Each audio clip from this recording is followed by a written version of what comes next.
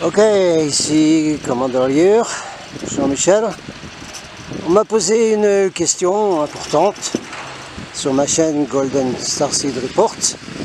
Et il faut absolument y répondre, c'est un sujet tellement important. Le sujet c'est l'astral. Oui, qu'est-ce que c'est l'astral? Comment on fait pour y aller? Est-ce qu'on peut voir les gens de l'astral? C'est quoi en fait? Bon, alors l'astral, c'est quelque chose où vous allez parfois quand vous dormez la nuit. Ce qui s'appelle le voyage astral. D'accord. On revoyait les anciens livres qu'on a pris au début quand on se réveillait spirituellement, c'est-à-dire les livres de l'Obscène Grand Pas, où il explique bien le voyage dans l'astral. Alors le voyage dans l'astral, c'est un peu comme si vous vous éleviez, vous volez un peu comme Peter Pan. Hein, vous sortez votre maison, puis vous allez un peu dans les airs, à peu près à la vitesse où on va là maintenant. Hein, je vous emmène sur un télésiège qui est gratuit pour les vétérans de la flotte. Voilà, alors vous montez comme ça, voilà, dans l'astral. Vous traversez l'astral. Pour ceux qui peuvent, attention, je vais donner les avertissements qui m'ont été donnés par une de mes instructeurs, Amasia Daniel Leclerc, au niveau du voyage dans l'astral. Alors on va rester un peu là avec ce beau paysage. En avant, un peu de musique, en avant.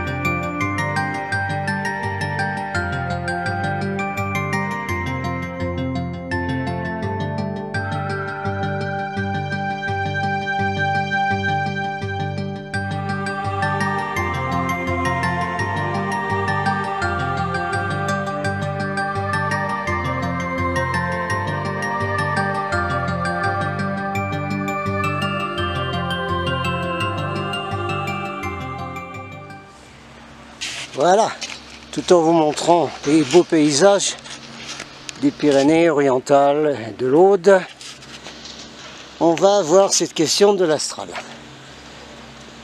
En même temps, comme ça, vous avez un beau paysage.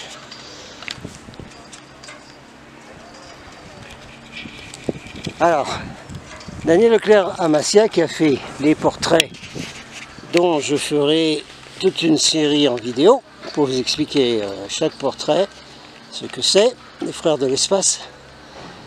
Alors, Amasia dit Et Amasia, c'est une officier de haut rang d'Ashtar, hein, ne pas oublier ça. Et elle a transité il y a 30 ans, elle est repartie dans la flotte, il n'y a aucun problème. Alors son avertissement, c'est celui-là.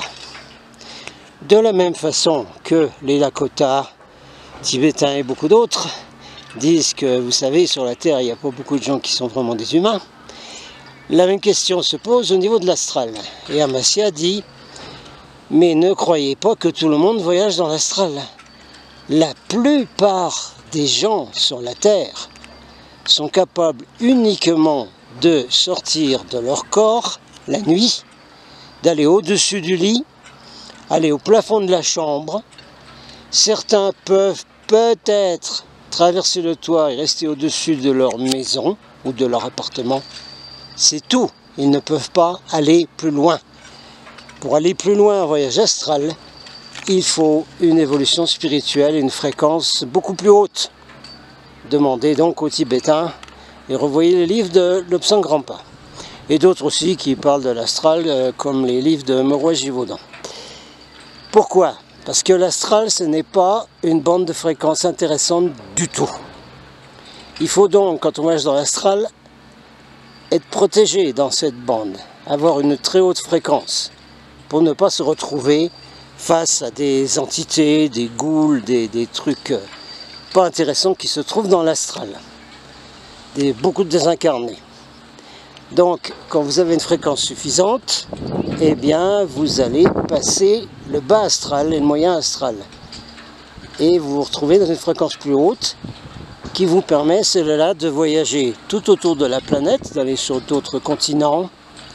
Et vous avez l'impression que vous volez. Ce sont les fameux rêves qu'ont les enfants des étoiles qui font ce qu'on appelle des rêves volants, où l'on vole. Et on se voit souvent en lévitation au-dessus de certains endroits. Et parfois on voit les autres voyageurs de l'astral qui sont là et on voit leur corde d'argent qui les relie à leur corps en bas. Hein? Vous connaissez tout ça, revoyez les classiques que j'ai mentionnés, d'accord? Donc très peu de gens vont dans l'astral. Et selon Amasia, encore beaucoup moins de gens, un très petit nombre, nous revenons toujours à notre nombre de quelques pourcents d'enfants des étoiles, Star Seed, Star People, venus s'incarner comme volontaires sur la Terre et qui ont la capacité, puisqu'ils ont une fréquence de 5e dimension, ou plus, et bien de voyager même dans l'espace, même sur les autres planètes, aller dans les vaisseaux spatiaux, dans certaines bases. Je vous montrerai certaines bases, j'expliquerai ce que c'est, comment ça fonctionne quand on arrive en astral dans certaines bases. Alors, puisqu'on parle de base, je vous montre là-bas, tout au fond, la base extraterrestre la plus importante de l'Est des Pyrénées dans le site sacré numéro 11. Je vous montrerai la carte des sites sacrés dans le monde. Le numéro 11 étant extrêmement important. Et vous avez donc en face la base extraterrestre tout au fond là-bas du Canigou. Voilà. Donc vous pouvez aller dans des endroits comme celui-là uniquement si vous avez une très haute fréquence et que vous pouvez faire donc le voyage astral bien protégé. Hein, vous rencontrez des gens qui sont comme vous, de la même fréquence. Donc on répète encore une fois, très peu de gens sont capables de voyager dans le haut astral. La plupart restent coincés dans le moyen et le bas astral. Alors on expliquera ce que c'est que le bas astral.